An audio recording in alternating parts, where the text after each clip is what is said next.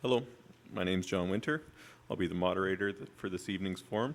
It's my pleasure to welcome everybody here this evening.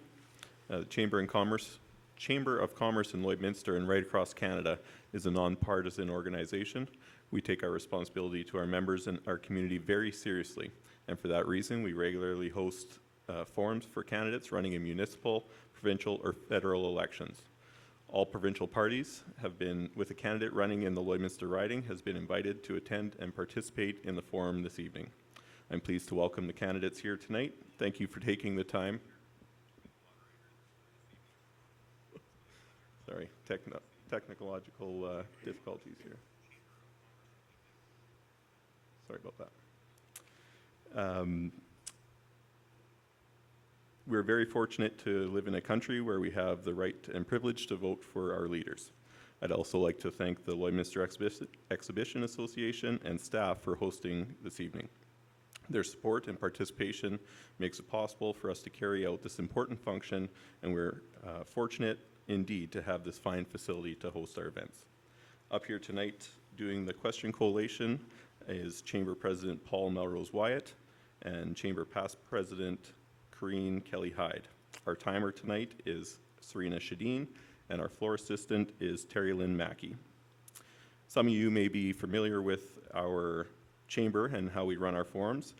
Due to COVID-19, we do have a few changes from our regular procedures. However, generally, we still operate the same. We do not have an in-person audience this evening. We are live streaming our forum tonight through the Chamber website and social media pages. We also have secured local media partners to send out the live stream, including 106.1 The Goat, Lloyd Connect, Primetime Local News, and we'd like to thank Maz Entertainment for doing our live stream. For viewers at home that would like to submit questions to our candidates, I would ask that you use skforum@lloydminsterchamber.com to send all questions. That is skforum@lloydminsterchamber.com. For the new candidates and for the audience, I'll outline some guidelines for our forum. First of all, I'd like to declare the forum officially called to order. First off, each candidate will have 4 minutes to introduce themselves and comment on some important areas of their platform. The order of speaking has been determined by drawing names out of a hat. The timekeeper, Serena, will keep track on a stopwatch, which will be on the screen right here for the candidates. Typically, we do a 30-second ding. We won't be doing the 30-second ding just because you have the visual of the screen to see. So there will be a ding when the time is up. We ask that each candidate adhere to the time limits in order to give everyone equal opportunity to speak. Once each candidate has spoken, we'll begin addressing the questions that have come to us via email. We ask that your questions from the viewers be specific and addressed to a particular candidate. We'll not read a long preamble to a question, so in order to have your question addressed, they must be concise and to the point. Candidates will then be given 2 minutes to respond to the questions, with the bell ringing when the time is up. 1 minute will be allowed for rebuttals if needed, and then at the end of the questions, candidates will be given 3 minutes for a wrap-up, and the order of the wrap-up will be opposite of the introductions. So once again, viewers at home, email to send questions to is skforum@lloydminsterchamber.com. That being said, we will now start with Steve from the Buffalo Party of Saskatchewan. Thank you, John. My name is Steve Gessner. I am your Buffalo Party candidate for Lloydminster.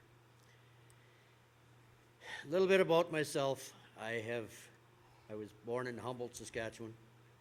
I moved to the Battlefords with my farm family when I was 5, and have lived in this area my entire life. Grew up on that farm. When I left the farm at the age of 20, I went into the construction field, got into heavy equipment operation, which taught me how to build a road and maintain it. I, at that point, got interested in the transportation world, and then got involved with what turned out to be a 30-year career in that end of the world. Spent about 5 years hauling crude oil in this local oil patch area, and then hit the highway. I've spent almost 25 years traveling around North America, seeing what there is to see, doing what I had to do. And I can honestly say that I've been everywhere. If it's a jurisdiction in North America, I've been there. I've seen what works. I've seen what doesn't work. And I think I can take a pretty level education through that to fill this position for the people of Lloydminster constituency. I don't believe that this is going to take me 4 minutes, because I really haven't got a whole lot more to say about this, other than the fact that Saskatchewan has been my lifelong home. It's always been wonderful to come back to it, having spent time in Texas for a week, having been on the eastern seaboard, Alaska, wherever. It's always great to see that sign that says, "Welcome to Saskatchewan." I'm proud to call this home, and I believe it's my turn to give something back. Thank you very much. Thank you, Steve. Next, representing the New Democratic Party of Saskatchewan, Colleen Henning. Thank you. I'm very excited to be representing the NDP party, and and because of that, I have a tendency to talk a lot about all the wonderful policies and plans we have for Saskatchewan.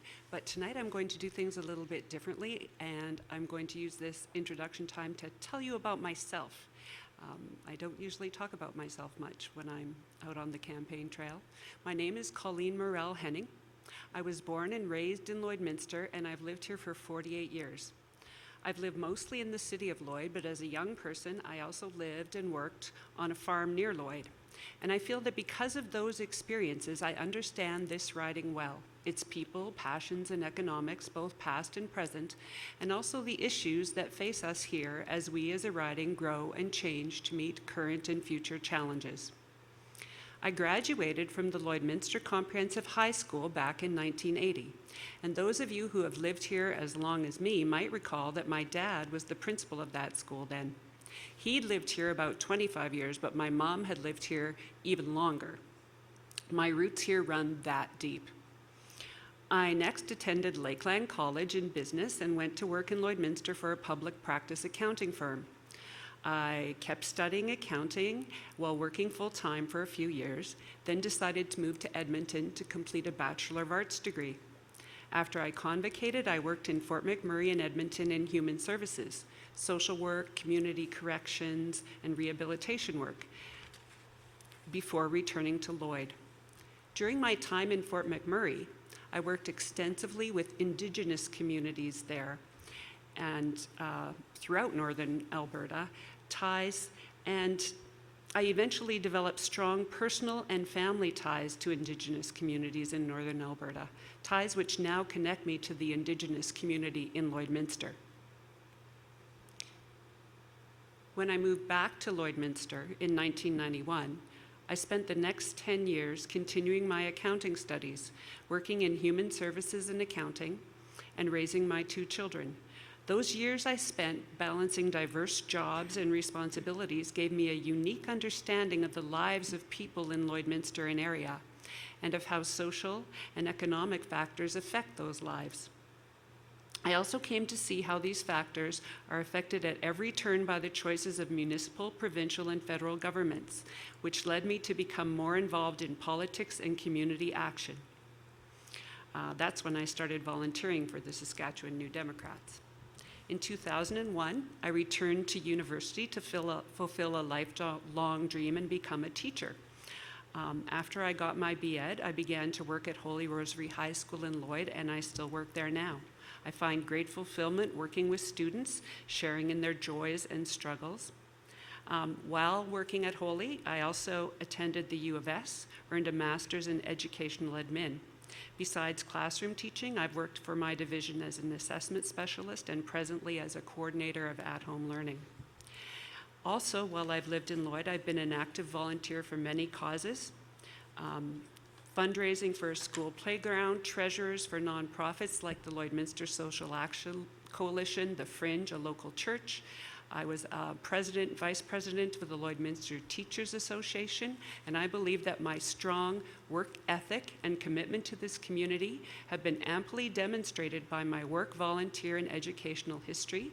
Now, as the NDP candidate for Lloydminster, I will focus this same wholehearted drive on being the MLA that Lloydminster riding needs and deserves. Thank you, Colleen. And last we'll have Colleen Young with the Sask Party. Good evening, everyone. I was born and raised on a family farm in a large family of 12 children 25 miles east of Saskatoon. I was raised with a hard work ethic and strong family values and morals. My husband and I have called Lloydminster home for the past 34 years and have raised and educated our 8 children in this community. I have always been very involved in my community, sitting on many boards, fundraising for a variety of causes, attending and speaking at many events. My 20 years as a trustee on the public school board gave me significant insight into the many challenges faced by a bi-provincial community. Since being elected in 2014, I have been working hard, listening to constituents and advocating strongly on their behalf. I have listened to a variety of issues and concerns and have never turned anyone away regardless of their political stripe, and have even addressed concerns from some folks outside of my constituency. I have recognized and spoken about my constituents in the legislature. I have traveled to all the communities in the riding over the past 6 years, listening and speaking with folks. I have responded to their phone calls, emails, helped them get the services they needed, taken their concerns to the appropriate ministers, and done follow-ups to get them answers. Not all the answers they get are what they want to hear, but they do know that I have worked hard on their behalf. I have built many connections and partnerships with organizations and services in this constituency and rural communities, which has allowed me to work cooperatively with local city, RM and town councils, all the school boards, and nonprofits to advocate for changes to government policies, funding, and joint agreements.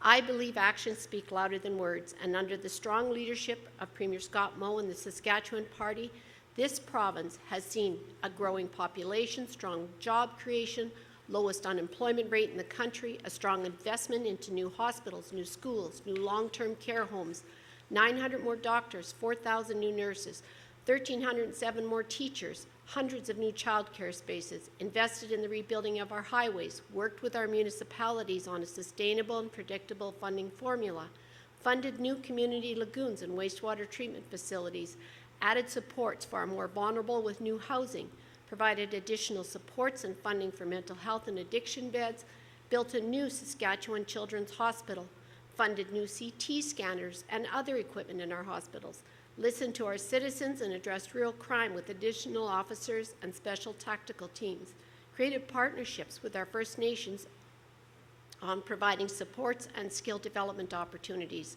supported our oil and gas sector by standing up for pipelines and opposition on the federal government's imposed carbon tax, and the list goes on. This is the track record of a strong, listening and caring Saskatchewan Party government who believes in the heart and soul of this great province and its people. Our election platform continues to invest in the people of Saskatchewan, making life more affordable for families. So the question in this general election is, who do you trust to lead this province? A Sask Party government with a track record of strong investment and supports for the people and a commitment to balanced budgets, or an NDP government with a dismal and destructive track record wherever they go?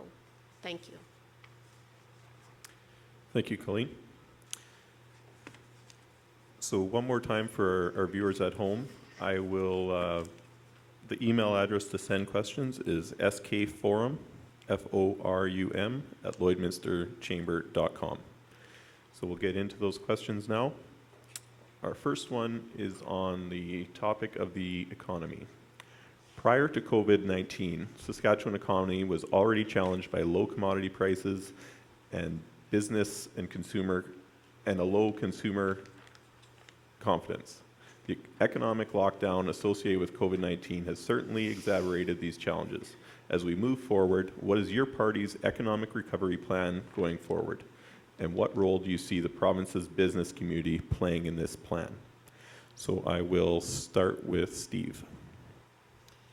Thank you, John. As far as economics, the economy of our province, the Buffalo Party believes that the first order of business must be the removal of the National Transfer Payment Program. The National Transfer Payment Program, in our opinion, is extremely skewed toward the eastern provinces. To give you an example of it, we know that the province of Quebec does not put their national resource revenue into that calculation, which basically means that the electricity that they sell to New York State from the James Bay project, the gold that they mine out of the Val-d'Or area, these products are not calculated in that system. Now, I dare you to imagine, if you can, if Saskatchewan did not put our natural resources into that calculation. Let's take the oil and gas revenue out. Let's take the potash revenue out. Let's take the revenue from uranium out. That's just three big ones. Saskatchewan wouldn't have much left in that calculation. They want to talk equality. Equalization is the key word to this. If we can't scrap this system, then at least make it equal. Thank you. Thank you. And to all the candidates, if at any point you need me to re-ask the question, don't hesitate to ask.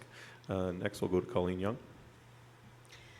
The Saskatchewan Party's goal is to ensure that all Saskatchewan people share in the benefits of economic growth, to secure our province's future and to improve the quality of life for everyone in our province, and to ensure that Saskatchewan remains strong. Prior to COVID, yes, we did see some of our resources drop, but our government has added a $2 billion stimulus to our already $7.5 billion infrastructure plan that will see construction jobs and investment in this province to help grow our economy and get people working again. We are also working strongly to expand our global markets. We are opening offices in India, Singapore, and Japan in order to grow our global exports and our global markets. And we are pleased that, we have been able to work with the federal governments on advanced payment programs that will help support some of these opportunities in order to create jobs and infrastructure building within Saskatchewan. Thank you. Colleen, Henning. The NDP party has many excellent plans for rebuilding the Saskatchewan economy. The first thing I want to say before I get into those, though, relevant to Lloydminster and area, is I want to clear up a very common misconception about the Saskatchewan NDP party. Some people have a mistaken belief that we are an anti-oil, anti-pipeline party, and we are not. The Saskatchewan NDP party is pro-oil and indeed pro-pipeline. We understand the importance of oil to Saskatchewan and especially to Lloydminster, and we believe pipelines are very important and the safest way to get oil to markets right now.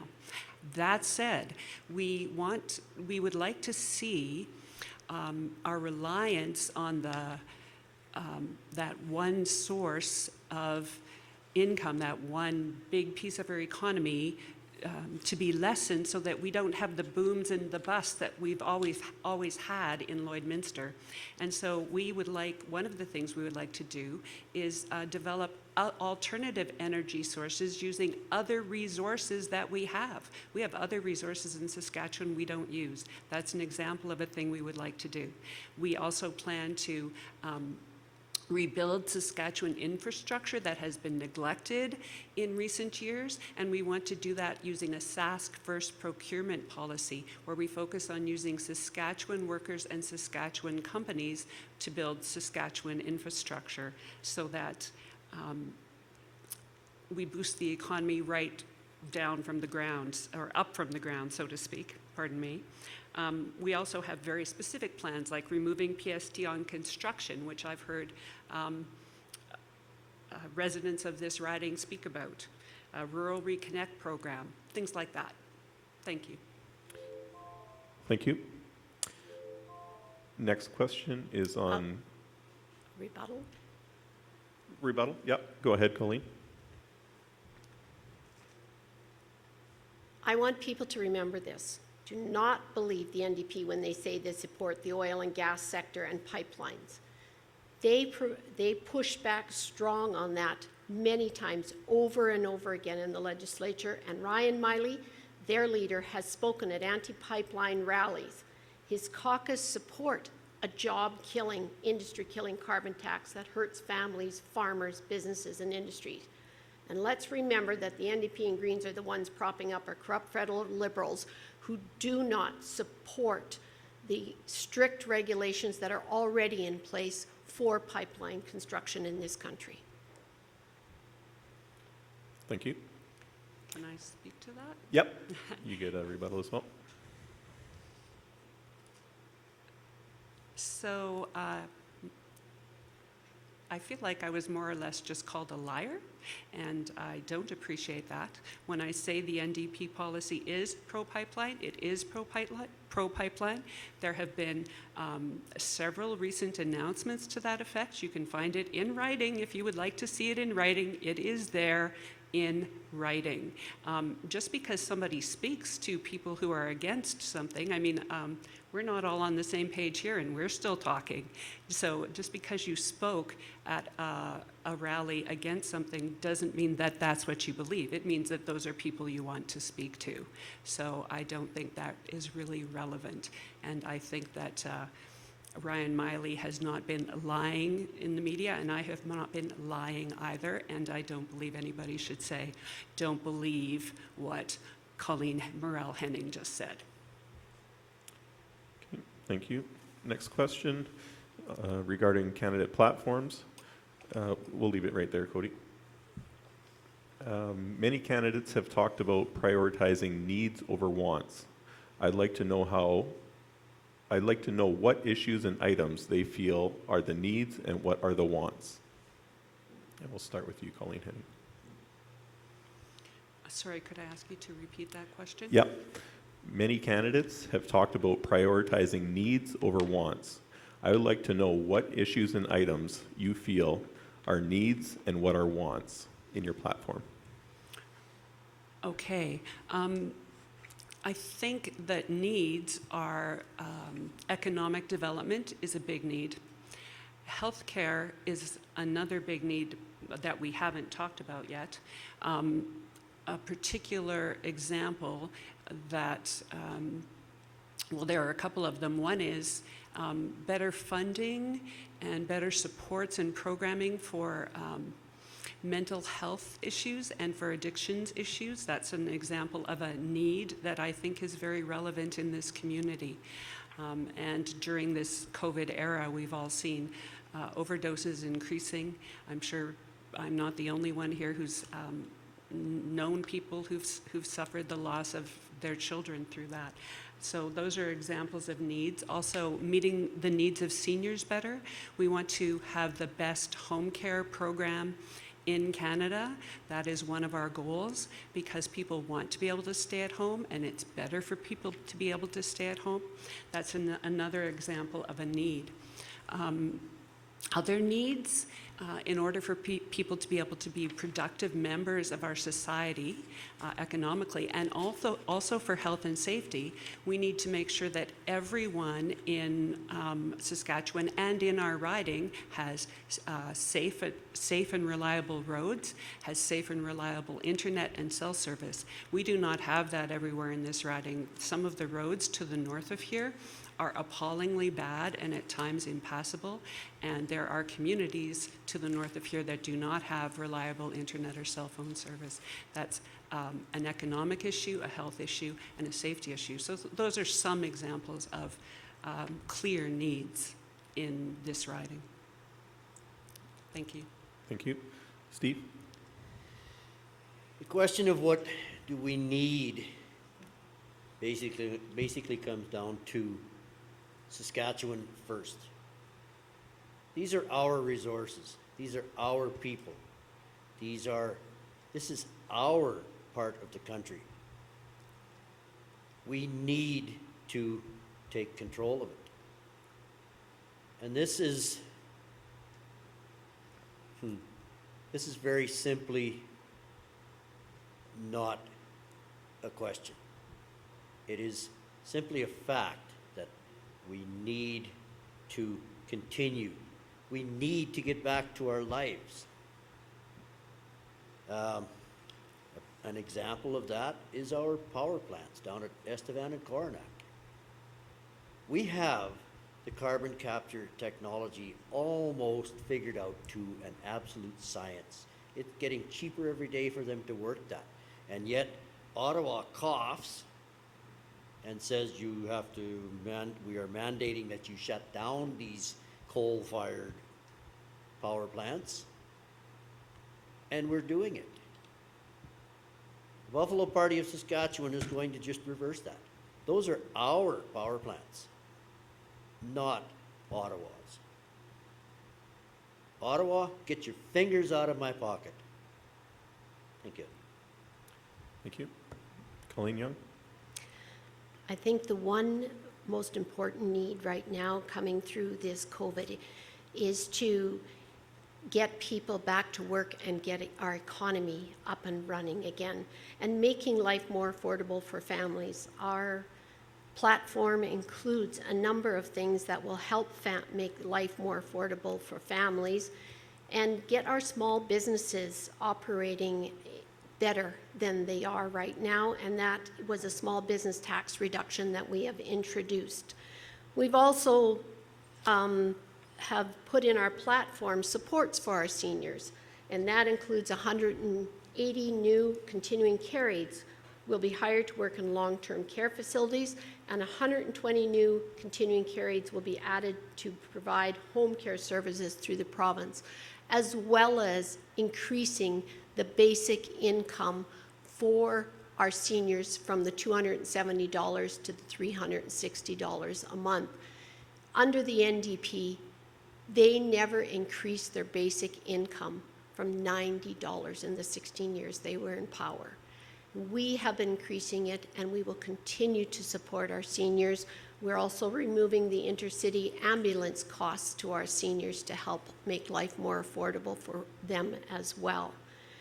Healthcare in this community, I've been advocating for. It is a bit of a challenge as we work within 2 provinces that fund our healthcare, but I've continuously advocated and worked hard on behalf of this community to ensure that our hospital gets funding in order to do new renos, and you probably have seen that lately, that there is just under $200 million going to improve equipment and things in our hospital, as well as services for mental health and addictions in this community I've been working hard on.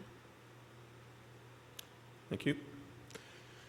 Next question is on nuclear power. What is your party's position on the development of nuclear power in Saskatchewan? We'll start with Colleen Young. SaskPower has been involved in a committee that has been looking at diversifying our power sources. Over the years, they have added other forms of energy, such as wind and solar, and will continue to add that to our source base. But they have also been working with a number of companies and committees across this country to look at small nuclear reactors. We have the ability to do that here. There is research going on that shows these small nuclear reactors are more efficient, that provide a great source of power. We have an abundance of uranium in this province, and it is something that we have decided it's time to look back at again. I know in the past it was something that was considered, but the economy at the time and the people at the time were not prepared to go that way. But I think we've reached a point where diversifying into uranium production into small nuclear power reactors is something that is necessary in order to diversify our electrical resource in this province. Thank you. Colleen, Henning? Nuclear power is not a focus or part of our plans at this time. We are focused on wind and solar power. We have excellent wind and solar opportunities, as anyone who's stepped outside in Lloydminster in the last week would know. Also geothermal and biomass. And we plan to work with SaskPower to make Saskatchewan a leader in geothermal power production, actually. We want to move to 50% renewable and non-emitting electricity by 2030. And geothermal power production is one of the ways we want to do that. So that is our focus in terms of alternative energy sources. Thank you. Thank you. Steve? As far as nuclear power is concerned, my personal thought, bring it on. Bring them all on. Bring them all online, but why should we shut down the system that we already have that works? Add to it. We can become a major player in the export of electricity. As far as the renewables, as a former long-distance truck driver and heavy haul, don't call myself an expert, but that was what I did, was dealt with the big, fat, and ugly. I've hauled the parts and pieces for the wind towers. This is not a cheap venture. This has a very large carbon footprint, if you want to speak of that. And I have found out recently that it becomes even a worse issue in the U.S., down in the state of Iowa. There are some of the wind towers that are now aged out and finished. So they're dismantling them, and the blades themselves, those big blades that go round and round and round, are a couple 100 feet long and such stuff. The only way that they can do something with them is to bury them in the ground. I don't see that technology working well at this time. It needs more study, it needs more work. Solar, on the other hand, solar has its option too. But I'm finding from people who have it, without government subsidies, it's not viable. We have what we need. Thank you. Next question. How does your party envision Indigenous engagement within a larger government and Crown procurement strategy? How would this be operationalized in terms of specific actions? Steve? Indigenous issues. There's a hot potato, but for me, it's quite simple. I grew up 4 miles from one of the larger reserves in Saskatchewan. Some of my best friends are Indigenous peoples. And I look at it this way. For years now, the Indigenous peoples of Canada and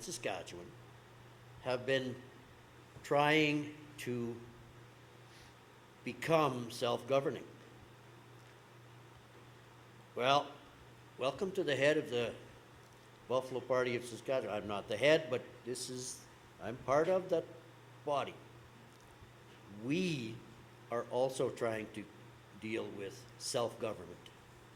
Saskatchewan needs self-government. The Indigenous people have been after it for years. I think we can work together with them. And why not? Thank you.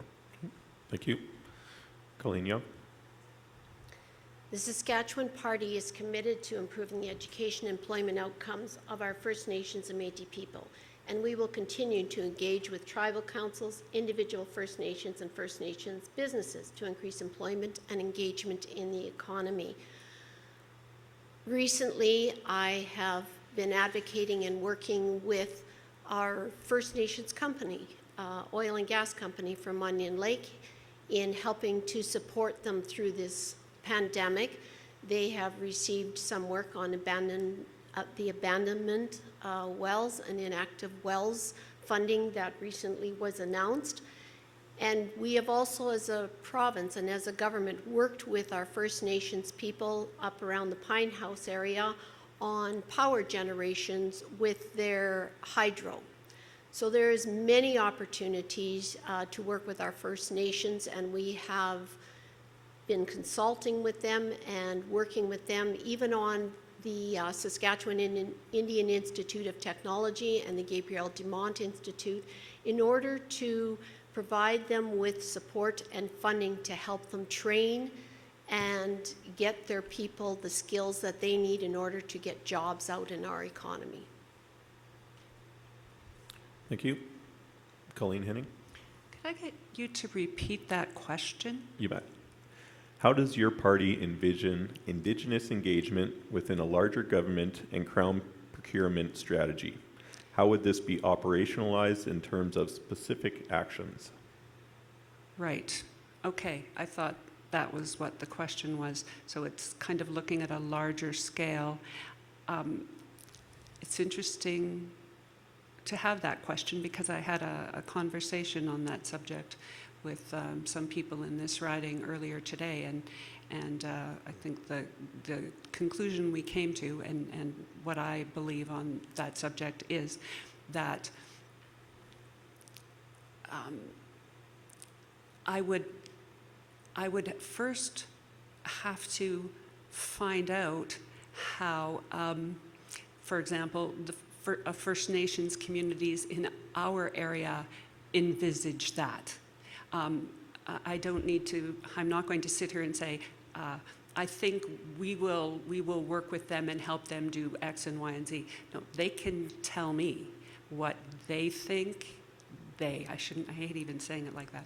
The leadership in the First Nations communities and in the First Nations organizations and in the other Indigenous organizations, such as the Métis organizations in Saskatchewan, we can sit down together and I can learn about how they would like to be participating in government procurement. That is how I see that. Rather than in terms of me just sitting here and saying what I would be doing without even listening first to hear how it's working now and what the opinions of the relevant parties are about how it's working now. Thank you. Thank you. Next question is on oil and gas. Saskatchewan is one of the most trade-dependent provinces in one of the most trade-dependent nations of the world. About 70% of our GDP is trade exposed. While this export-oriented model offers us a tremendous standard of living, it also makes us highly susceptible to events outside of our borders. In light of COVID-19, how would your government manage associated supply chain risks, and what would it do to foster supply chain resiliency? I will start with Steve. How would we deal with, could you repeat the question? Yes. Saskatchewan is one of the most trade-dependent provinces and one of the most trade-dependent nations in the world. 70% of our GDP is trade exposed. While the export-oriented model offers us tremendous living, it also makes us very susceptible to events outside of our borders. In light of COVID-19, how would your government manage associated supply chain risks, and what would it do to foster supply chain resiliency? Thank you. As far as it goes, in light of COVID-19, our official line on that is to get us back, get us opened up. Bring it back. As far as the dependence upon export markets, absolutely, we are dependent upon export markets. But we're exporting the wrong product.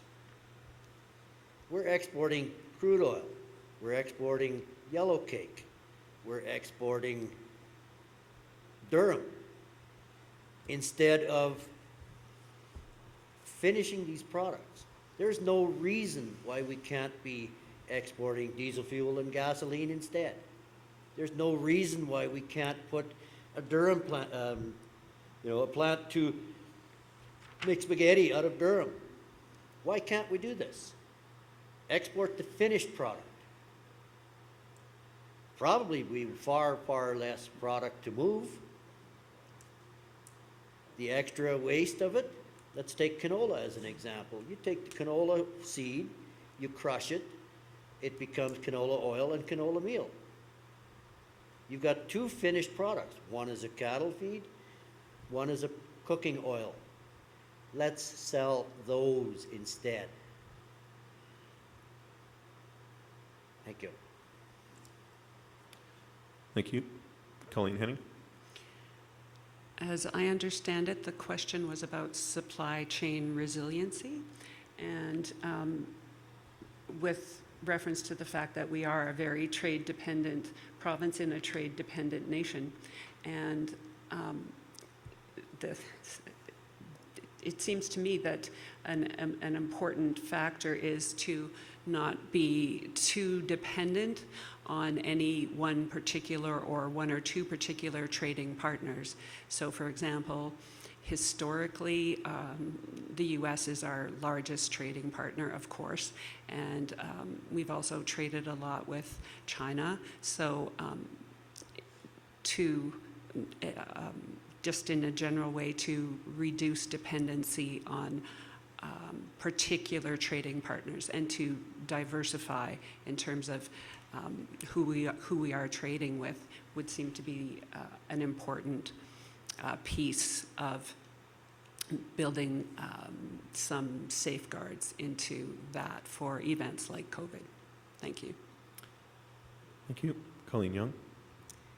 As I mentioned in my opening remarks, one of the things is that we are an export-dependent province and that we do have the fuel, food, and fertilizer that the world needs. And that is why we created the Ministry of Trade and Export Development to maintain and grow relationships with our current export markets while recognizing our need to diversify our markets worldwide. That's why we are opening up markets in Japan and in Singapore and India, because they are in need of the products that we produce here in Saskatchewan. And we will see an increase in those things as well. We also are the second largest agri-food exporting province. 1.5 billion in new agri-food exports are expected once the Canadian-European Union Free Trade Agreement is fully implemented. We are looking at markets within Mexico and Brazil and China as well that already accepts a lot of our canola products here from Saskatchewan. So those are international markets that we are looking to open up because we know that the world needs what we produce and what we have. Thank you. Next question is on health. Dating back to 2014, a bi-provincial health services committee was established to collaborate and implement the recommendations from Lloydminster Integrated Health Services and Facility Infrastructure Needs Assessment. To date, very few, if any, of the recommendations have been carried out, and the committee has almost been completely inactive.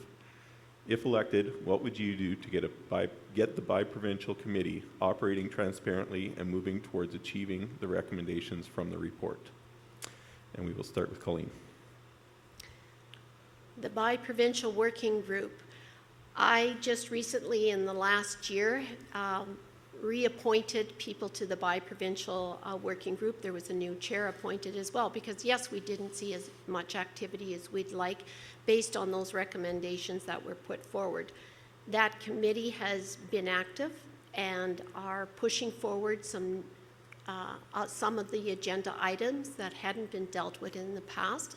I have met with them on a number of occasions and have worked with them, as well as representatives from the Alberta government and Saskatchewan government and SHA, on a number of the topics that need to be changed and need to be funded properly in order to support the healthcare needs of this community.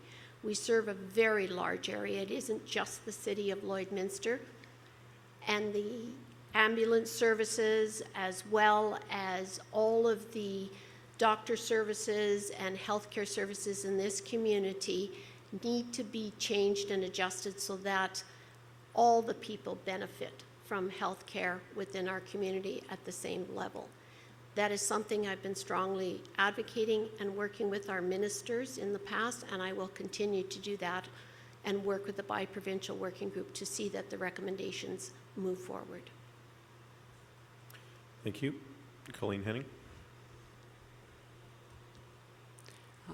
This is a very specific topic that I think someone in government would know more about than I do, but I can certainly speak to what it sounds like the underlying issue might be, which is the role of an MLA in making sure that the government is paying close attention to your riding, that things are happening in a timely fashion, that information is coming back to the people in your riding from the government on matters that are of interest to the people in your riding. It sounds a bit like the person who wrote the question maybe felt like that wasn't happening here. So in a general way, when I am an MLA, I would be sure to be following up on these things and making sure that the lines of communication are open in both directions, but also that things are not allowed to lapse as it appears there may have been a bit of a sort of a lag there where nothing much was happening. Making sure that something like that doesn't happen with a committee that is so important, because we all know that as a bi-provincial community, it's come up several times. I've heard other people here tonight say it, bi-provincial, bi-provincial. Well, if we know we're a bi-provincial community, then we need to be paying very close attention to a committee that is designed to address those issues and make sure it's not falling by the wayside. And that is something that I would be sure to be doing. Thank you. Thank you. Steve? The city of Lloydminster and surrounding area, this constituency, the MDs around us in Alberta, we're in a unique position in this continent. And I say the continent, not just the country. We're the only city in this continent that actually sits in two jurisdictions. I have to agree with Colleen Henning that this is not something that I understand directly.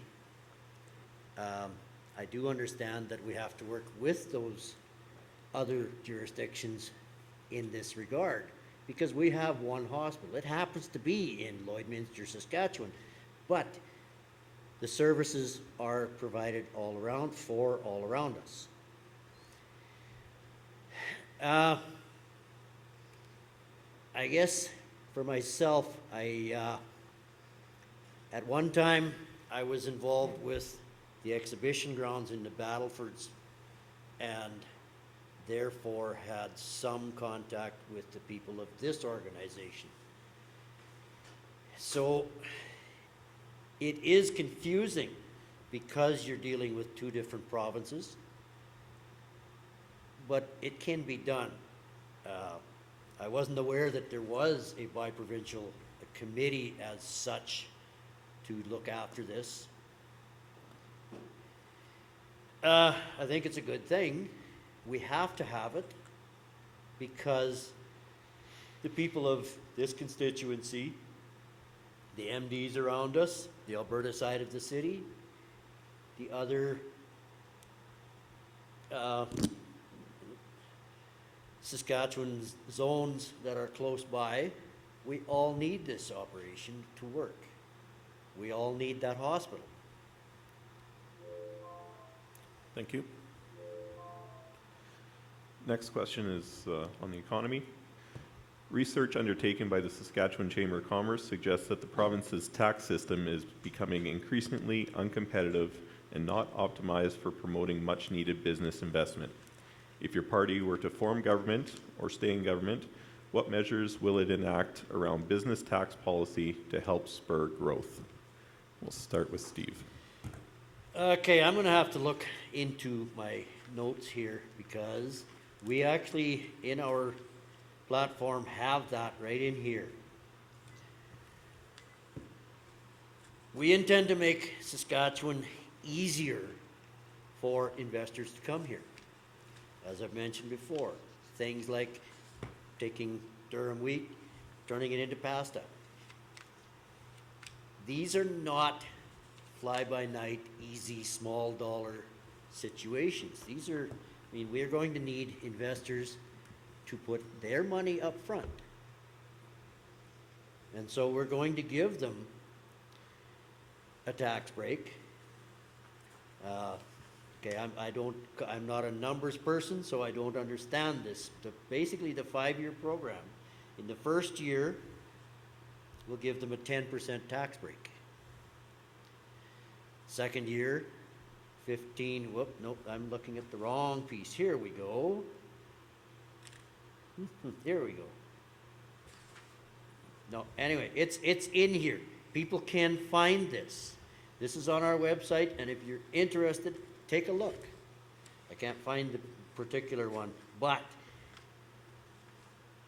the idea is to bring these small and medium manufacturers, processors of all of our raw products into this province and help them to make this viable. In exchange for that, we're going to have a whole lot of our people working, taxpayers working. Good paying jobs pay good taxes. We all complain about paying taxes, but every one of us has to. You want the services, you have to pay for it. We can give those small to mediums the break they need to start. Thank you. Colleen, Henning? The NDP has several specific ideas in its platform to support business in Saskatchewan. Obviously, you can do it. You can help businesses have the funding they need, the resources they need by either reducing their taxes or by directly supporting them. So I'll address both sides of that. So one thing we want to do is institute a job creators plan to support local small businesses as they adapt to the $15 an hour minimum wage that we are proposing. Lloydminster is being on the border. That's another example. We have a $15 minimum wage on one side and not on the other, and that's an issue that is very often brought up to me on the doorstep, that people want the $15 minimum wage, so we plan to support businesses as they adapt to it. We also plan to reinstate startup loans for rural small businesses. Rural includes Lloydminster.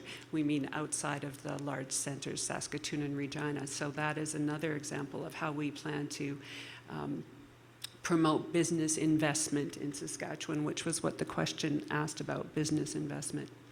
We have one specific tax credit that we're interested in, and we want to bring back the film employment tax credit to bring film industry back to Saskatchewan. That was an important industry here that is basically gone. I was talking to someone on a doorstep about that the other day because of that tax credit being eliminated.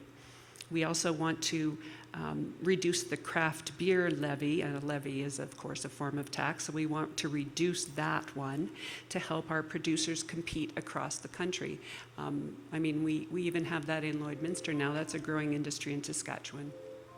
Thank you. Thank you. Colleen Young. The Saskatchewan Party is committed to keeping taxes low to encourage investment and economic growth and make life more affordable for Saskatchewan families. A re-elected Saskatchewan Party government will support small businesses and Saskatchewan's economic recovery by reducing small business taxes for the next 3 years. To support Saskatchewan small businesses as they sustain operations and move forward from the pandemic to retain and hire new employees and grow their businesses, we will reduce the small business tax rate from 2% to 0% beginning October 1st, 2020. We will move the small business tax rate then to 1% beginning July 1st, 2022, and then move the small business tax rate back to its current 2% beginning July 1st, 2023. This reduction will benefit about 31,000 small businesses, saving them over $189 million in provincial taxes over the next 3 years, an average savings of over $6,100 per Saskatchewan small business.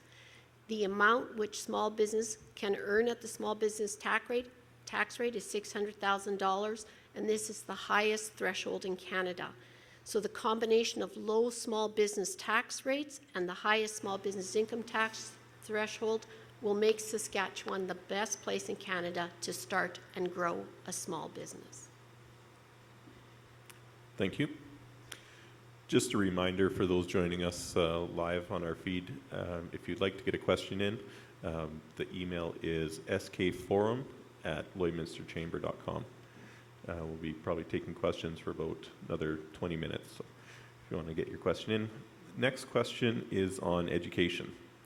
The Saskatchewan business community has long advocated for the teaching of financial literacy in K-12 curriculum and recently scored an advocacy win with the announcement earlier this year of financial literacy courses being offered as an elective for grade 11 and 12.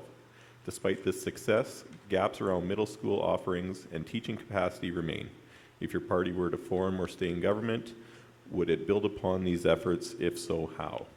And we will start with Colleen Young. Absolutely, we will build upon these efforts. We were the government that brought in financial literacy programs to our schools and have been supporting that for our students. That is a real benefit to them as they learn in high school how to function on their own when they get out into the world in order to, follow their expenses and, work and make money. They need to have that financial literacy to be able to balance their budgets. Will we support it? Absolutely. We've already increased our teachers' supports in this province, even through this pandemic, by adding 443 more support teachers. But for this specific program, this is something that we believe is very valuable to our students, and will continue to look at what supports are needed to ensure that this program moves forward in our school system. Thank you. Colleen, Henning. I think that this question is you couldn't say no to it. How could you not support financial literacy? And students ask for it sometimes. So the question is, why has it been such a long time coming? Because the curriculum in Saskatchewan is controlled by the Saskatchewan government. It might have been so long coming because of the lack of funding for curriculum development to the Saskatchewan government, which has made many updated curriculums very long in coming.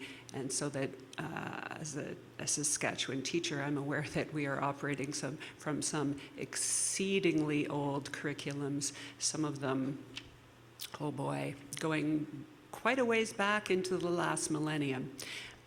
While I would like to see financial literacy in schools expanded upon, I do think there are other curriculums as well that are slated to be updated, and that the resources need to be provided for curriculum development, so that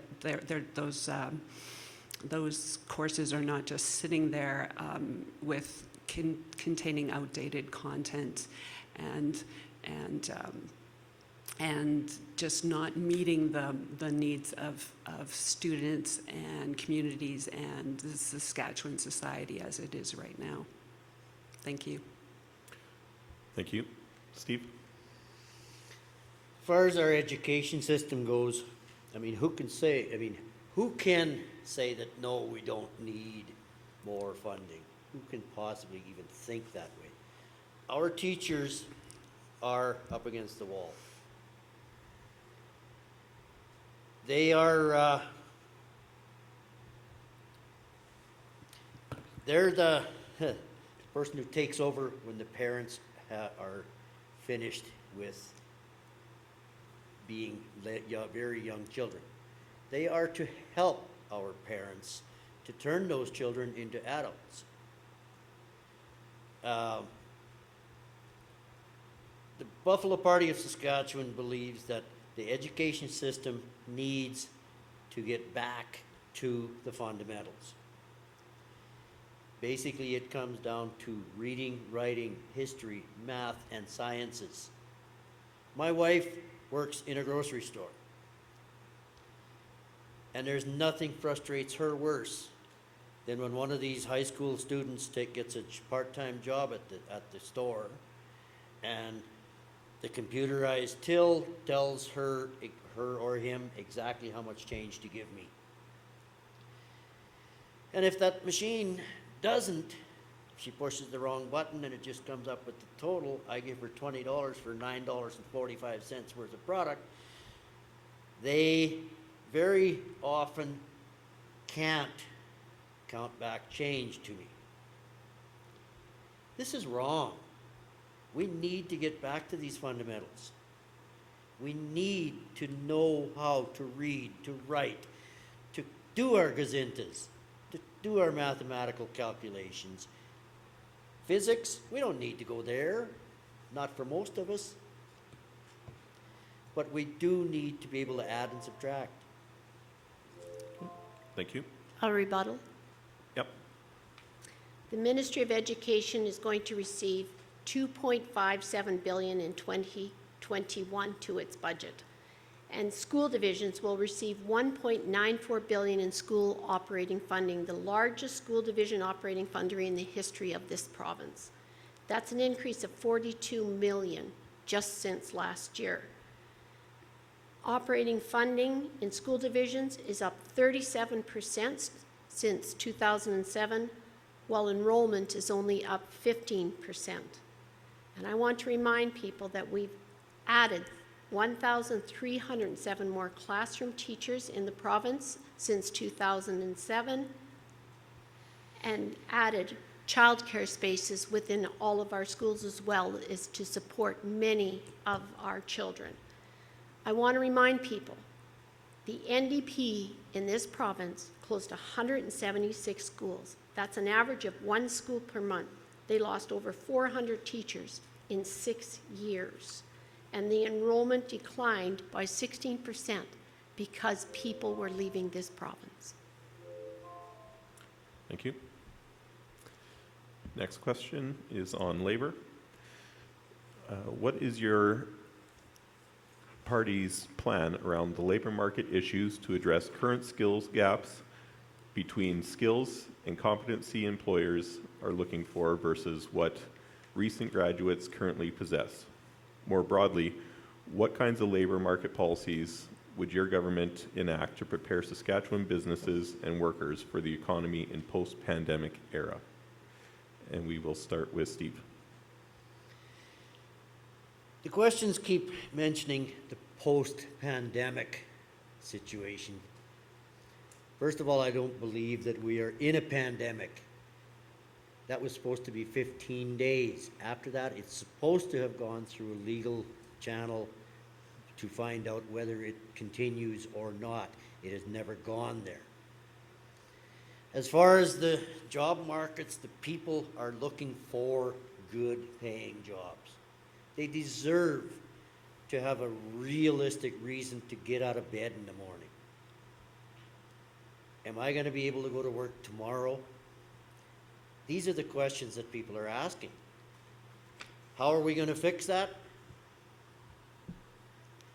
We bring in more businesses. Make it workable so the investors can bring their money to Saskatchewan. Start new businesses. Let's also help the existing businesses. These are the people who hire the people and give them those meanings to get out of bed in the morning. The reason to go and feel good about yourself. At the end of the day, you may go home tired, but you know what?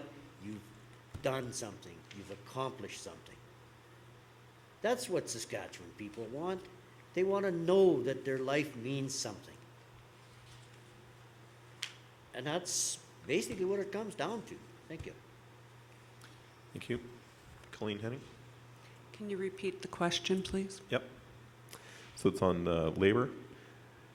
What is your party's plan around labor market issues to address the current skill gaps between what skills and competency employers are looking for versus what recent graduates currently possess?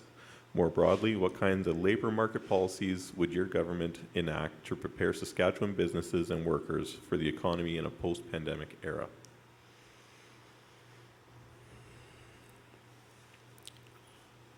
I think the first part of the question is sort of too large to think purely post-pandemic, but in terms of meeting the labor market requirements, an obvious move is to support post-secondary education and training programs. An example would be, say teachers, not cut programs. The Saskatchewan Party recently cut NORTEP, the Northern Teachers Education Program, which had been very successful for many years and was an important program, especially to Indigenous peoples in northern Saskatchewan. I talked to an Indigenous gentleman today who said he wouldn't have become a teacher without that program. So not cutting is the first place you go, not cutting training programs. And then looking at what training programs are needed for the future and especially funding those. One particular area that the NDP party is interested in is the tech sector, and we want to make the tech sector in Saskatchewan more competitive with other jurisdictions, and that would require working with that sector to see what is needed in terms of additional training and what we can do to make that happen. Those are examples of how the NDP would work towards that. And of course, I've mentioned earlier, making sure everyone has the resources they need to be able to participate. A lot of education is online now. Everybody needs to have adequate internet service for that. People need good roads to get to schools, things like that. Thank you. Colleen Young? The Saskatchewan Party is committed to investing in higher education, skills training, and the knowledge economy, and providing the best post-secondary learning environment for Saskatchewan students so they have the opportunity to build the skills that they need in order to join our workforce and contribute to our economy. As I mentioned before, under the NDP, Saskatchewan suffered from a population decline, losing thousands and thousands of our students and residents, and those skills left our province. We've been reinvesting back into them, and we've added our graduate retention program, which provides graduates with up to $20,000 in tax credits if they live and work in Saskatchewan. And we've also added the addition of our graduate retention program as well as the Advantage Scholarship Program, which we recently in our platform are increasing those amounts as well. The Gabriel Dumont Institute and the Saskatchewan Institute of Indian and Indigenous Technology is another area where we as a province have supported. This gives our Indigenous people the ability to be trained, to develop the skills and the knowledge they need and able to go out and into our workforce and contribute to the economy. I was happy and honored to be able to support the Saskatchewan Indian Institute of Technology and the Minister of Advanced Education in the opening of one of those sub and offices here in Lloydminster at the Native Friendship Centre, and there are students attending and will benefit from this great program here in Saskatchewan. Thank you. Next question. Can I Yep, rebut? go ahead. I'd just like to make reference to the Ms. Young's comment about Saskatchewan losing population under the NDP in the past. Yes, that did happen. What I think is maybe more relevant is that Saskatchewan has been losing population under the Sask Party in the last year. So we don't need to look a long ways back to when the NDP was last in power. We can just look back to this last year, and Saskatchewan is actively losing people right now under the governance of the Sask Party. And in terms of education, which she connected that to closing schools and losing population. There has been a shift in Saskatchewan, and so some rural schools were closed. Thank you. Colleen, rebuttal? We have not been losing people in this province. In the last year, we've gained over 74,000 people. The NDP did not believe that we could reach over 1 million people in this province when they were in power. It is the Saskatchewan government who has invested in the people of this province, who has created jobs, created opportunities for investors and industries to come here so that our population could grow. We are now over 1.16 million people in this province and very proud of that. So the fact that we are losing people is wrong. We are gaining people. COVID may have changed. A few people have had to go to find work elsewhere right now because of businesses that don't have the ability to keep employees, but the population in Saskatchewan under a Saskatchewan Party government has grown. Thank you. Next question is on internet. It can be said that COVID-19 pandemic and ensuing economic disruption has caused accelerated and intensified trends that were already in play before the crisis. Most notably, the trend towards a digital economy and the dramatic effect between urban and rural internet services available. If your party were to form government or stay in government, how would it respond to a great acceleration currently before us? We'll start with Colleen. Sorry, can you repeat the question? Sorry, Colleen Young. Oh, it's confusing. You keep saying that. We're not the same person. Sorry, Colleen Young.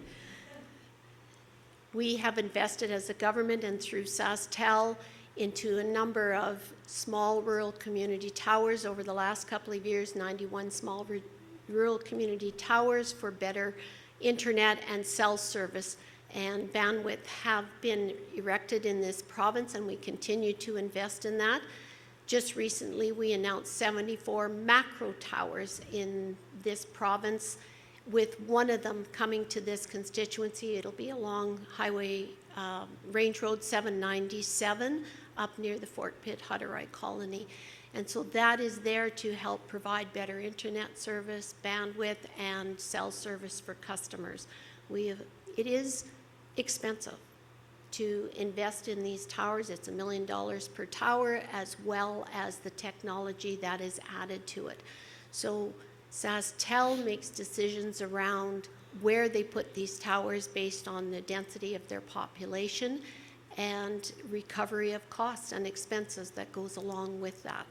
So we have increased our bandwidth and we have increased internet services across this province, and we will continue to do that for the people of this province, because we know that technology is vital, not just in our schools, in our hospitals, in our own homes, but with our businesses. And more of them are maybe working from home right now and need that connectivity. So we continue to improve on it and work within SaskTel and TELUS and Bell, who are also working together with them in order to improve our technology and create the opportunity for 5G in our province. Thank you. Steve? I'm sorry, John. I was born with a hearing impairment. I didn't hear the question. Okay, no problem. With the COVID pandemic and ensuing economic disruption, it's caused an accelerated and intensified trend that was already in play before the crisis. Most notably, the trend towards a digital economy and the dramatic difference between urban and rural internet services available. If your party were to form government, how would it respond to the great acceleration currently before us?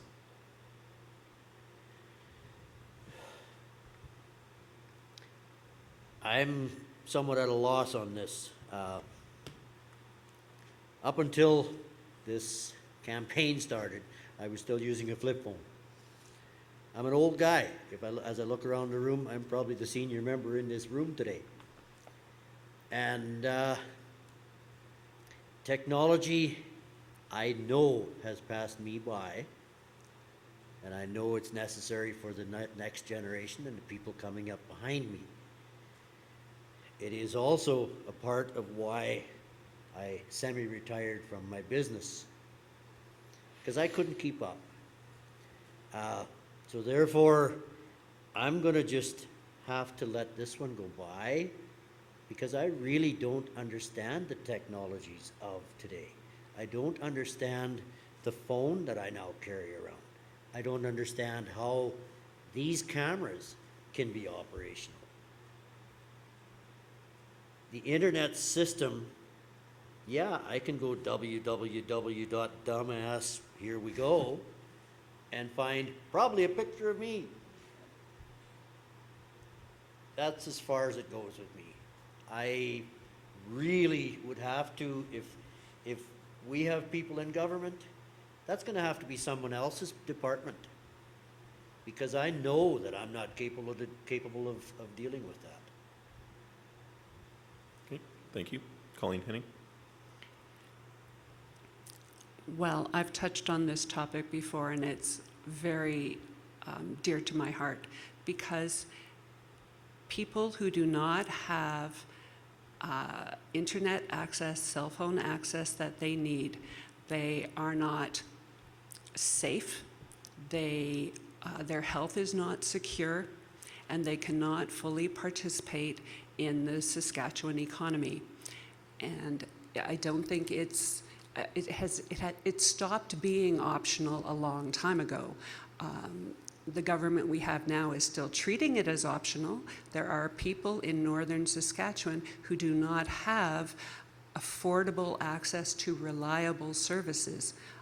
There are plenty of those people, and that includes some First Nations communities, even in our riding.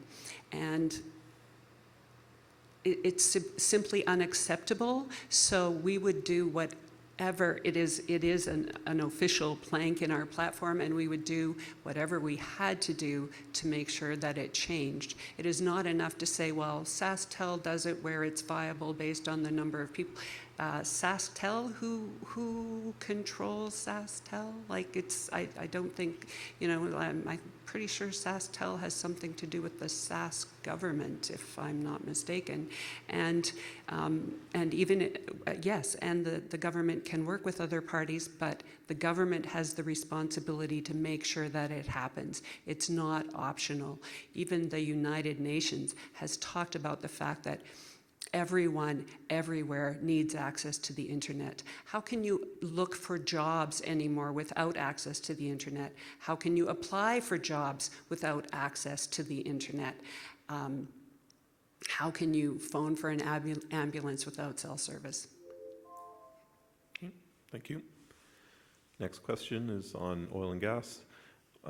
What actions would your party take to counter Ottawa's constitutional overreach of provincial powers? One example would be Bill C-69. And we'll start with Colleen Henning. You said overreach of the federal government? Yeah.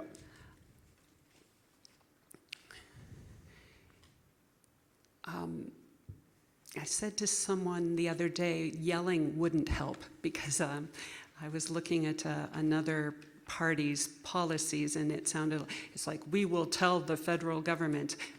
No, we will work with the federal government. We will advocate with the federal government. We will discuss with the federal government. We will clarify who has responsibilities for what, who has rights to what. That is how we would do it, because that is how you work. If you're working government to government, business to business, individual to individual, that is how you actually get things accomplished. And one thing, federal governments and provincial governments do have distinct roles, and the person who wrote that question clearly understands that, but sometimes some other people seem less clear on that subject. So that is something to keep in mind, that sometimes it's about sorting out jurisdiction and just sorting out the finer points. It doesn't have to always be confrontational. And I think that being willing to work in a non-confrontational pattern and being willing to work with people rather than against people would be critical. Thank you. Thank you. Colleen Young. Well, as you know, our government, the Sask Party government, has stood up and spoken in favor of our oil and gas sector and has supported them throughout. Pipelines were about to be built in this province and should have moved ahead. The Energy East, the Trans Mountain one, the TMX, and it's the federal government who stopped that. We have the most stringent environment and strict oil and pipeline regulations in this country. We, as a government, have the jurisdiction, we believe, in order to be able to proceed with those pipelines. And that is why we have challenged the federal government, and it has gone to the Supreme Court. As you know, recently, those hearings were just held here in September, and we are waiting for an answer from them as to whether or not we can move ahead with those pipelines and proceed with creating jobs and the opportunity for our oil and gas sector to get its product to Tidewater. This is very important. It's a very valuable and important industry and an export product for our economy, and we need to support them. And when the federal government isn't willing to listen, then yes, we have to stand up and challenge them in the courts. And that is exactly what we're doing in Saskatchewan. Thank you. Steve? Well, this hits right into the wheelhouse that I've been saying all night. We at the Buffalo Party believe that these things are provincial jurisdiction. The autonomy of Saskatchewan within Canada, fine. Colleen Young spoke about the pipeline issues. It's come to my attention that if we were to go the direction of separation, which is not in our immediate future, it would be very, very easy for us to then push that pipeline through, because under international law, a landlocked country has to have access to Tidewater.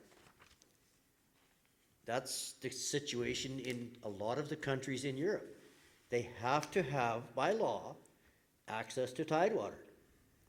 So as a province, why is it that Ottawa and Victoria and whoever, wherever else, Why is it that they can stop us from putting that pipeline through?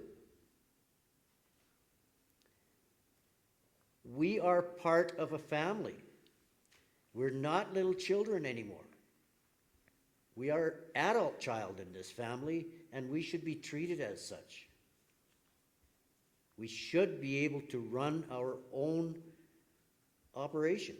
We should be able to look after ourselves.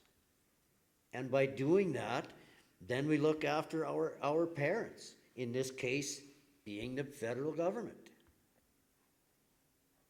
But they shouldn't be able to tell us what to do anymore. Thank you. Next question is on healthcare and police. Recognizing Lloydminster straddles the bi-provincial border, or straddles the border, what can your party do to help reduce conflicts in protocols between the provinces, for example, health, police, and education? And we will start with Steve. Okay, once again, I didn't hear you. Okay. Recognizing Lloydminster straddles the provincial border, what can your party do to help reduce conflicts in protocols and increase funding between the provinces in health, police, and education? Lloydminster, once again, is in a very unique situation. I don't know all the answers. Of course, we need to sit down with the Alberta governments, the municipal governments, the provincial government, because we have this unique situation. We are the only city that actually has 2 jurisdictions in it.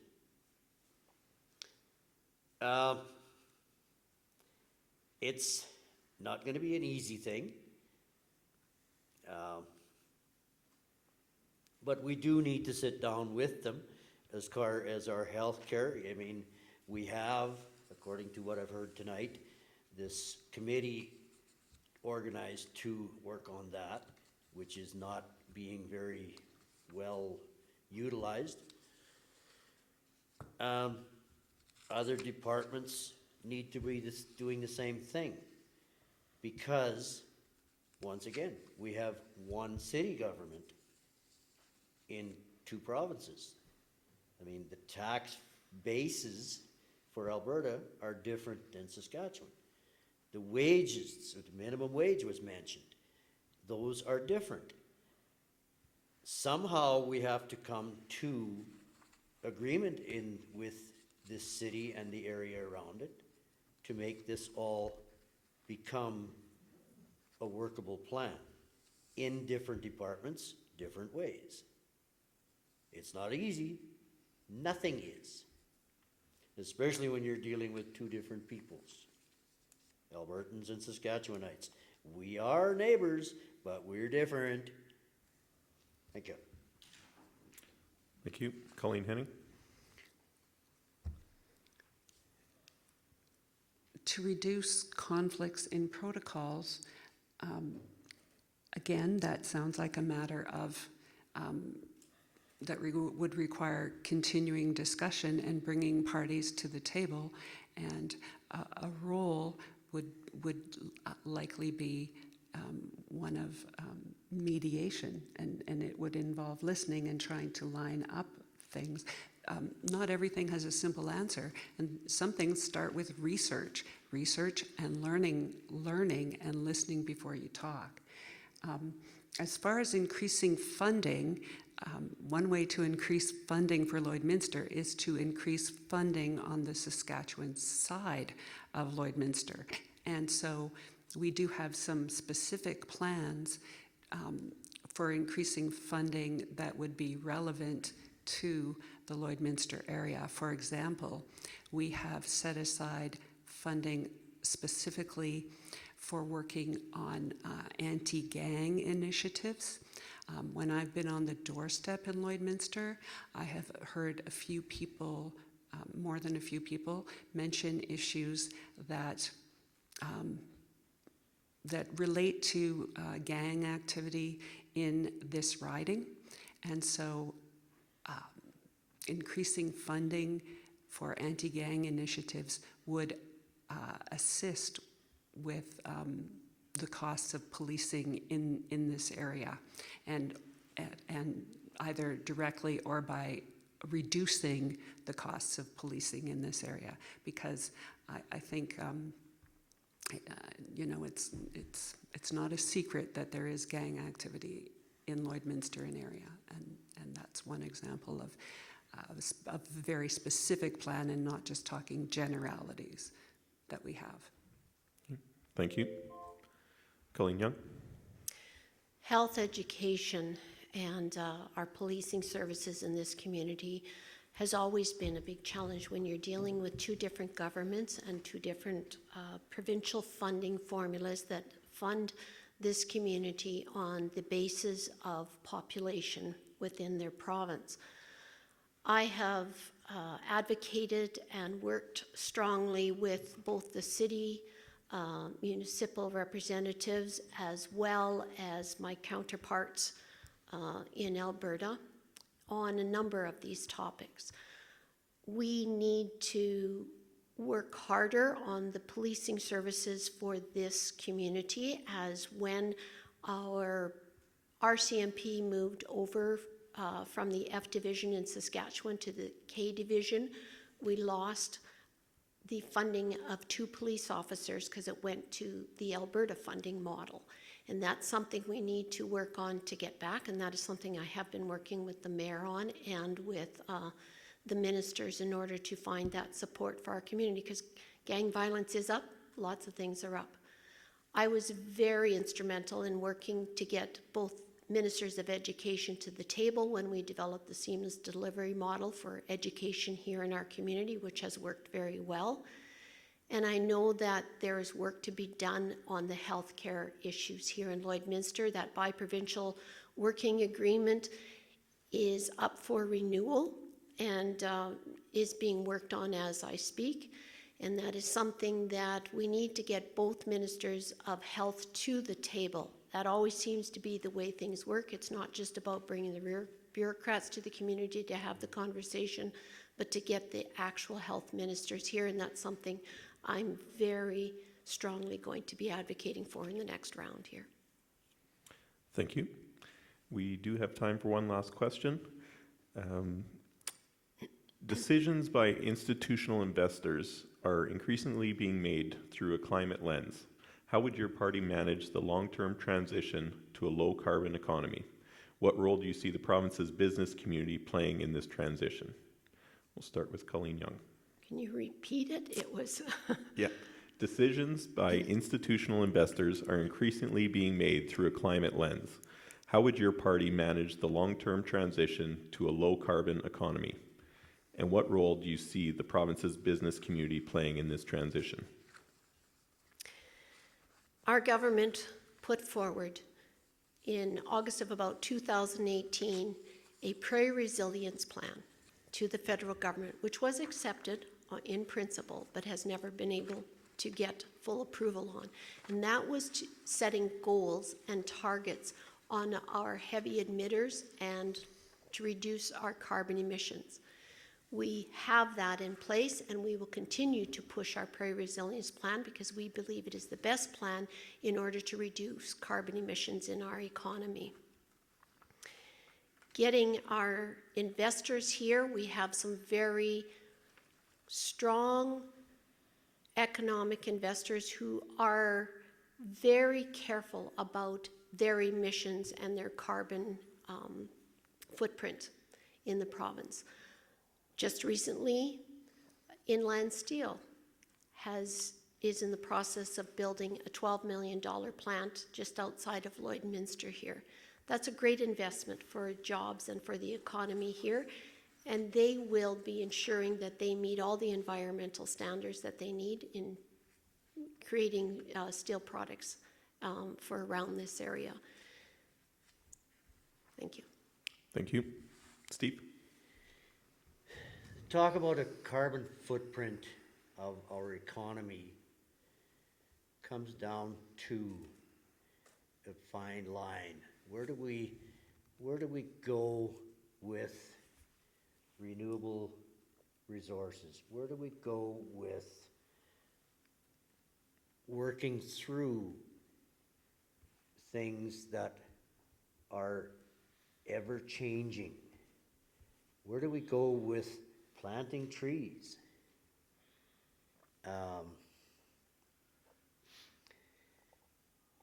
I'll take it to my past. Of course, my last truck that I bought had all the bells and whistles of green footprint as such. A clean exhaust was the big thing. These issues had their own issues.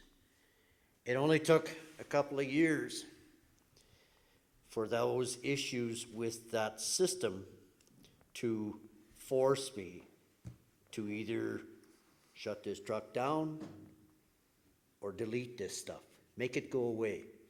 Let that diesel engine breathe. That was my choice. And that was the choice I made, was to eliminate, I went away from the green thought. Do I agree with living in a greener society? Yes, absolutely. The cleaner we can make it, the better. But you know what? The carbon that my truck put out into the air through the exhaust is what the trees need to live. It's a circle. If we plant a few trees instead of knocking them down, we win. These are resources that we're, as humans, supposed to use. Thank you. Colleen, Henning? The NDP in Saskatchewan doesn't plan to wait on the federal government to approve of anything in terms of moving towards cleaner energy. There are things that we can do, that we control. We don't have to make a plan and then say, oh, well, we couldn't do anything because the federal government said we couldn't. There are things we can do and we will do. We want to increase the use of wind and solar resources and geothermal biomass and other clean energy. Specifically, we want to move to 50% renewable and non-emitting electricity by 2030, with a legislated target of 100% emissions-free electricity by 2050. We will do that partly by investing in energy efficiency to make us a leader in Canada instead of lagging behind, which is something that happens when you wait for somebody else to say that you're allowed to change this.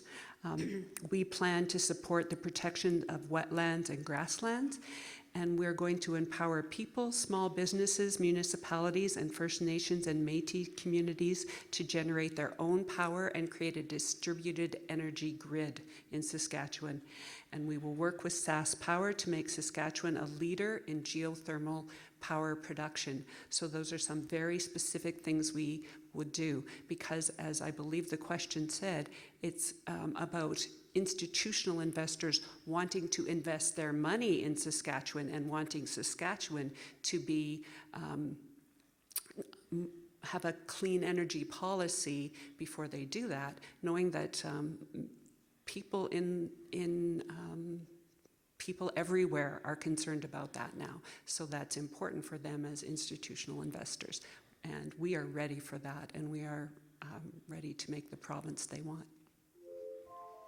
Thank you. That wraps up our questions. We'll now give 3 minutes for our final remarks, and which is a reverse order of how we started. So we will start with Colleen Young. Strong leadership and a strong recovery. That's what a re-elected Saskatchewan party can give you. I have worked hard and diligently on your behalf, and if re-elected, will give you the same strong leadership and advocacy that you deserve and require of your government representative. There are many projects and conversations I've been working on with organizations from around the constituency, and I would like to continue to advocate and work on their behalf to see these projects supported and sustained by my government. My opponents here in the other parties have very opposing agendas. I want people to remember the track record of an NDP government, raising taxes 21 times, closing 52 hospitals, 176 schools, and 1,200 long-term care beds, drove our young people, businesses, investors, and industries out of the province. We can't afford and trust Ryan Miley and the NDP. Their track record and their support for their own federal leader, Jagmeet Singh, who is in bed with a corrupt federal Liberal government, says it all. Let's not forget that the NDP and Greens are the ones propping up our corrupt federal Liberal government. Under the leadership of Scott Moe and the Saskatchewan Party, we are focused on investment in people and families and the recovery of our economy. I believe and know that we can and will lead this country in job creation, innovation, advancements in technology, regain a strong resource sector in agriculture and agri-food industry that provides for the world leadership that continues to stand up to the federal government, and above all, a quality of life for all that is affordable and that creates strong families and communities that are the envy of other provinces. After what you've heard here this evening, a re-elected Sask Party government can and will deliver. Since July, I have driven many miles across this constituency, walked many miles, knocked on many doors, and spoken with hundreds of constituents listening to your concerns and asking for your support. I believe I have shown you that I'm willing to work hard on your behalf, to be your voice in the legislature and government, and to advocate for the supports that make all Lloydminster constituents proud to live in this great province. I truly care about the welfare, livelihood, and needs of my Lloydminster constituents and want to continue working for you. So whether you are voting by a mail-in ballot at the advanced polls from October 20th to the 24th, or at a poll on the 26th, I hope I have earned your respect and confidence, and I humbly ask for your vote.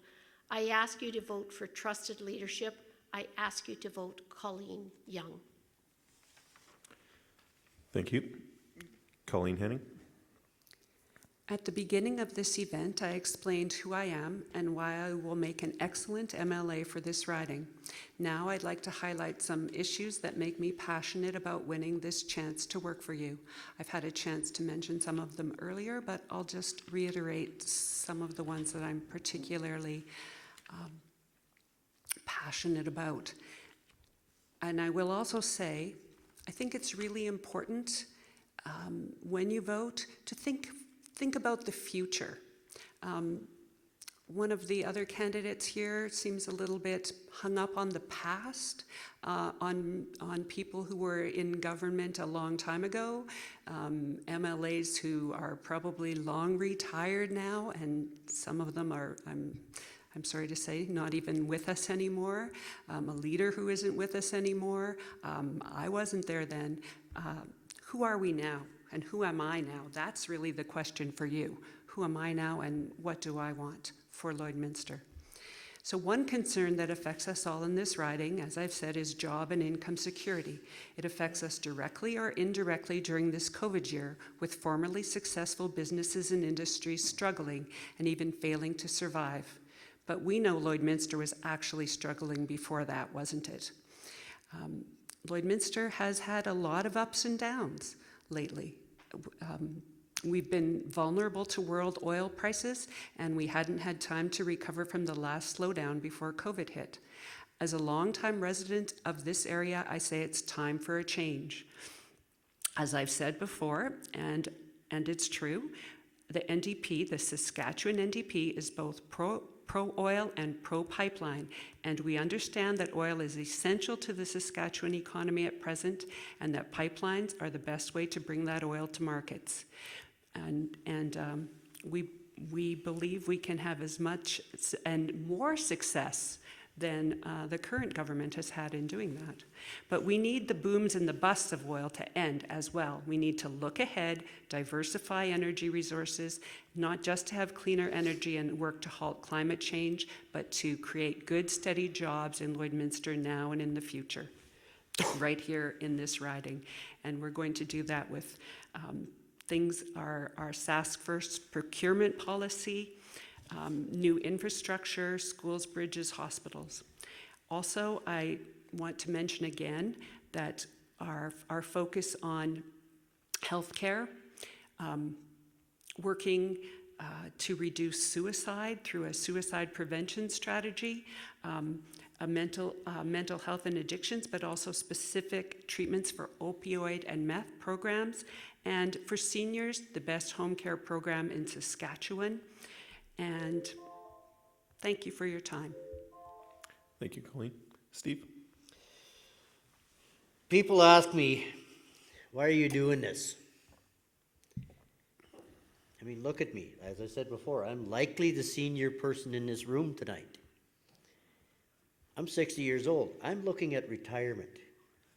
Will I ever retire? Probably not. I'm too active. The semi-retirement that I've been in just about drove me crazy. I guess it comes down to, I have to thank Mr. Justin Trudeau for pushing me into this. I got tired of hearing him take away from us. Someone has to make our governments accountable to the people who put them there. And I believe that the Buffalo Party of Saskatchewan is that opportunity. We all know that we're, at the Buffalo Party, is not going to be the majority in our new government. We're hoping to go in there as opposition. The job of the opposition is not to just see what comes across the table and say, no, we can't do that. We believe the job of the opposition is to take a look at what's there and then say, all right, not a bad idea. What if we added this? Would that work for you? We can do that. We don't have to be on the other side. If there's only one side to an issue, why are we fighting? I keep thinking, and I wrote this down this morning just simply because I was sitting there trying to decide what to do today. In my transportation career, I kept thinking, I'm always happy to come home. Why? It's because I believe that Saskatchewan is the greatest place in this continent. The people are still real. The jobs that we do are honest. We are free to do as we please, as long as we don't infringe upon other people's rights. Hey, it's Saskatchewan. If you don't like the weather, blink, it'll change. I came through some snow coming in this evening. Ugh. But that's what it is. Welcome to our home. Why do we here in Saskatchewan keep giving it away? Ottawa coughs in our direction and we stutter. It's time to quit doing that. Thank you, Steve. Well, that wraps up our candidates forum for the Saskatchewan provincial election in the Lloydminster riding. I'd like to once again say some thank yous. First of all, to our virtual audience who joined us today and asked their questions. Secondly, to the candidates for their commitment and courage in stepping up and making those constituents have a choice on election day. And also Maz Entertainment for doing the live stream. Our media partners for helping get the live stream out to the public. And finally, the Lloydminster exhibition staff for setting up the forum and providing us with a great venue. Be sure to get out on October 26th and vote. It's your right, your privilege, and your responsibility to your province. I now declare the official candidates forum closed. Have a good night.